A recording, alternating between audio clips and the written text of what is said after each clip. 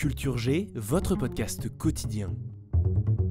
Bonjour à tous, ce week-end vous avez sans doute mangé du chocolat. Crunch. Le chocolat, quand on en prend un, on a souvent envie d'en prendre un deuxième, puis un troisième. Pourquoi le chocolat est-il aussi addictif ? C'est devenu pour moi une vraie drogue. Les drogues et le chocolat activent les mêmes circuits de la récompense dans notre cerveau. Les processus neurologiques sont les mêmes.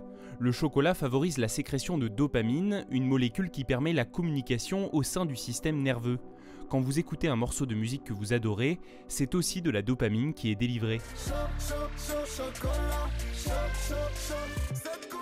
Le chocolat contient aussi de la phényléthylamine, une molécule dont la structure est proche de celle des amphétamines. Elle est naturellement produite par le corps humain qui la délivre par exemple lors des rapports sexuels. Sa présence dans le chocolat, mais aussi dans le vin et le fromage, en font des produits dont on peut devenir accro. C'est délicieux, vraiment, c'est remarquable. C'est fin, c'est léger. Au total, le chocolat est composé de plus de 500 molécules différentes, dont plusieurs ont des propriétés psychoactives qui le rendent bon pour le moral. Évidemment, c'est aussi parce qu'il est délicieux que le chocolat a autant de fans. Les goûts subtils des fèves de cacao sont une vraie source de plaisir. Solides à température ambiante, ils fondent dès que la température monte un peu, irrésistibles. Pour ne rien gâcher, le chocolat est un vice très bon pour la santé. Vitamine B1, B2, phosphore, magnésium, polyphénol, etc.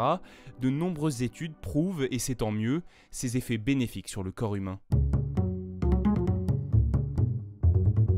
Merci d'avoir écouté cet épisode jusqu'au bout. N'oubliez pas de le partager et de vous abonner au podcast Culture G. À demain.